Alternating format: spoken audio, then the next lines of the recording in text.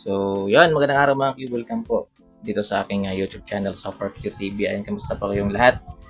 Ayan, medyo hinihingal tayo guys. Ayan, madaling araw na naman kasi natapos yung concert kagabi ni Elias. Mga Q, anong oras na tayo nakatulog guys? Ayan, ako nakatulog ako mga lagpas ng malapit ng mag 3 AM mga Q. Ayan, so ito, update lang. Ayan, pabalik na po ng Pilipinas yung ating mga idol. Elias JTV and the Band. Ayan, so makikita po natin, nasa airport na po sila. Ayan, doon sa Dubai. Ayan, actually nakasakay na sila ng eroplano. Ayan, nakalipad na yata yung eroplano na sinasakyan nila, mga ka-Q. Ayan, so balik Pilipinas na sila. So, 12 ngayon guys. Ayan, travel nila. 13, wala pa silang concert, pahinga. Then pagka 14, ayan, balik sa Zamboanga del Sur yung ating mga idol. O, di ba? Ayan, abangan natin to guys. Ayan, bukas wala, 13 wala, di ba? So pahinga muna sila bukas. Then pagka 14, ayan, ay Zamboanga del Sur. Ayan, then 16, balik Negros na naman. Ating mga idol, grabe. Pabalik-balik sila ng Negros guys. Ayan, so far yan po muna yung kanilang nakaposting sa kanilang Facebook page, yung Elias JTV Band booking and inquiries. Yan, so yan muna yung nakapost doon mga ka-Q. So ibig sabihin, rest day po nila. Yan, today, wala, bukas. Yan, so dalawang gabi silang walang concert. Pahinga muna sila guys. Yan, kasi pagod din po sila. Yan, sa Dubai galing mga ka-Q. Then pagka 14, yun na. Yan, Zamboanga.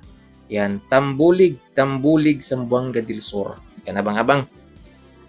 So, magbibigay din tayo ng update about dyan, mga ka-Q.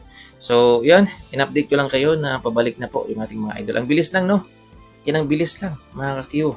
Yan, halos 4 days, bro, no? Nasa 4 days din sila sa Dubai. Yan. So, ngayon, balik Pilipinas na sila. Ayan, no? Nasa aeroplano na sila. Yan. Post po yan ni Boss JB. Yan, JB. So, ayan si Elias, si Takloy, ayan. Ayan na sila, nasa loob na siguro sila ng aeroplano. Yan naman po yung post ni Boss Kenji. Ayan, Boss Kenji naman yan, mga ka-Q. Then, sila lang kasi yung nag-update na nasa airport na sila. Ayan, tiningnan ko yung kay Elias, wala. Kay Dave, wala din. Takloy, wala rin. Kindle, wala rin. So, yung nag-update lang, nakita natin, si JB, ayan, si Boss Kenji, na pabalik na sila ng Pilipinas. So, yun.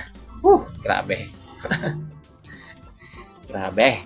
Yan, advance kasing oras natin guys. Yan. So kung doon sa Dubai, 8, dito na sa atin, halos gabing-gabi na. Nasa 12 na mga ganyan. So, siyempre 8 na yan, dyan pa mag-umpisa. Mga kayo. So, matatapos talaga pag dito sa Pilipinas, madaling araw na. Di ba guys? So, ingat-ingat mga Q.